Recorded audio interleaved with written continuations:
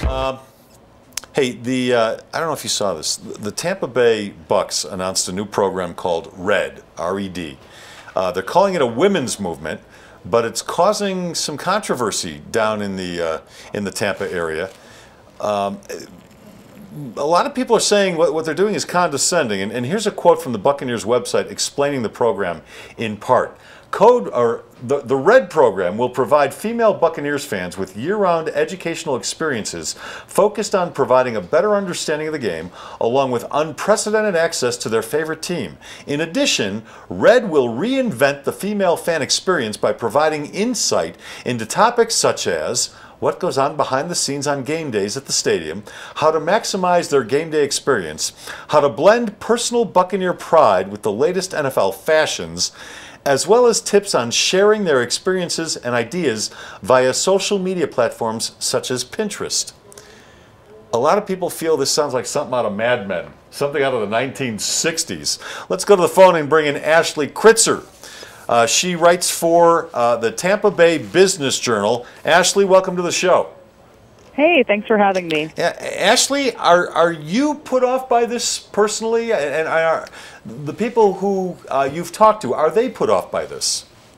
You know, we are seeing a lot of outrage here locally, both on the Bucs fan page, our own Facebook page, our own Twitter feed. I think just the nuances of this, the Pinterest, the recipes, the style tips, I think women are not taking well to this. Why? Thank you for coming. This is Woody. Why do you think they would do this at this point?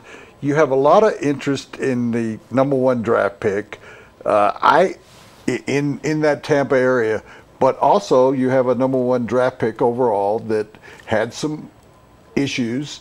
He was accused of sexually assaulting somebody. It seems to me like the timing doesn't do well either. I mean, it's not only from the wrong millennium, but you've got that situation. Do you see something here with the symmetry that's not right too? We are certainly seeing that reaction on social media. A lot of folks have posted on our Facebook page, and I've seen the mentions on Twitter about the tie-in with Winston and some of the issues he has. So certainly the timing of that is not lost on a lot of folks. But the front office, for the most part, is not overemphasizing Winston. I was with them last week, and their ad campaign this year really emphasizes about 7 of their marquee players. So you're right, the timing is very interesting. Ashley, has help me out. I can't think but about one. Ashley, has the Buccaneers organization come out and defended itself on this? No, that's the last time I looked. That was what was most interesting. They had been silent. They had just gone ahead with their normal social media programming and had not, as of yet, responded. They haven't responded to me. Do you think that they will rethink this, or they just are going to plow ahead with it? And do you think this was a reaction to the fact that Tampa has been sort of irrelevant for several seasons now? I mean, we can't put ourselves in their minds, but what do you think motivated this at this point in Bucs history? Yeah, you know, they are really making an effort to be more community involved. When I was with them last week, their chief marketing officer, their chief operating officer were describing this as a new day in Buccaneers history where they really want to push community involvement and just be top of mind as a thing to do in the community, going to games, but also as a community player. Certainly the Tampa Bay Lightning have seen a lot of success using that approach. So it'll be interesting to see what their response really is, given that they want to be a community asset.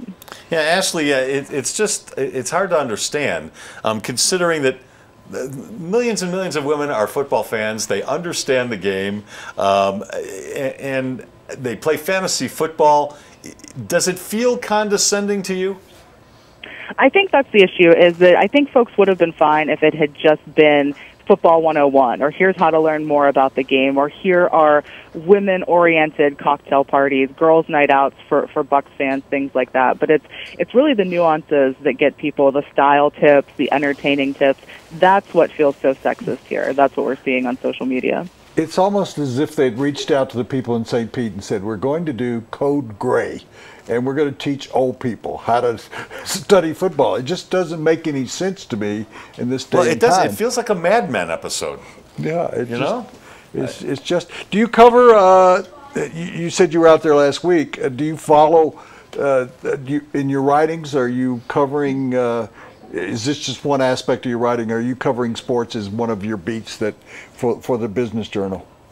Sports business is one of the areas I dipped into. Yes, I've done a lot with the Tampa Bay Lightning and their Stanley Cup run, and now this. And I can tell you, I was in Jacksonville until 2014, and the Jaguars have a very similar program, but it doesn't go to the extreme points of style tips or entertaining or cheerleader calendar unveilings as part of it. It's a little bit more straightforward and just here's an introduction to the game. Do you think, now that we've made that point, in covering sports as a bit, that's why I brought this up, in covering sports as a business, has the business of sports taken over for the owners and the front office and the players, and the fans are kind of being left? I mean, I'm trying to transition here, but that because of the cost of doing business and how much money there is in it for the players, are fans being turned off by the fact that it's such big business now, or do they care? I don't think fans care. I don't think fans think about that. And if anything, there is more of an emphasis than ever on the fan experience to get people into the stadium, get them into the arena, because there's never been a higher motivation to stay at home and sit at home with your own cheap beer and your own air conditioning and getting up during the commercial breaks. So I think that people are liking the emphasis on the fan experience, and we're seeing across different leagues some emphasis on digital and getting fan-generated content involved. So I think fans are still involved and don't see it as just a big money maker. You bring up an astute observation. You were in Jacksonville. Jacksonville has really worked hard to make the in-game experience by, weren't they putting a swimming pool, or they were putting in-game a lot more emphasis on what they were doing in-game? Is that also going on in Tampa in order to get people to come to the game? I mean, there's so many different aspects now of the NFL trying to pull you out to the stadium by having red zone on the. I remember Jacksonville was going to have red zone on the TV screens and putting fantasy stats on the scoreboard at the stadium. Yeah. Yeah, I mean, they've done a lot. They have at one point the world's largest scoreboards that were unveiled last year up there. But yeah, there are some improvements like that coming to Raymond James Stadium. We have not been told yet what they are, but we're told the Bucs are working on that too, and that's been ongoing here for a couple years. Not to the extent the Jaguars have, but they are working on that. Ashley, really appreciate your time and your perspective, and you can read Ashley at the Tampa Bay Business Journal. You also do a blog, correct? Yes, it's same website. And it's, correct me if I'm wrong here, hashtag How Women Football? Is that right? Is that the hashtag they're using? That is not my personal hashtag. No, it's not. Oh, the Denver Post. That's the Denver. All right. Oh, is that the Denver Post? Okay, great. Okay. Well, the Denver Post needs to work on their hashtags. I see. So if people want to let the Denver Post know how they feel, if they want to comment, go to hashtag How Women Football. What does that mean? What does Sorry, that mean? Ashley, I thought that was yours. No, that's not me. Okay. If you were doing a hashtag, let's try and get that changed. What would be your hashtag in order to read you? You can just tweet directly at me, TBBJ Ashley. All right. I think that makes more sense. We will do it. Ashley, really appreciate your time.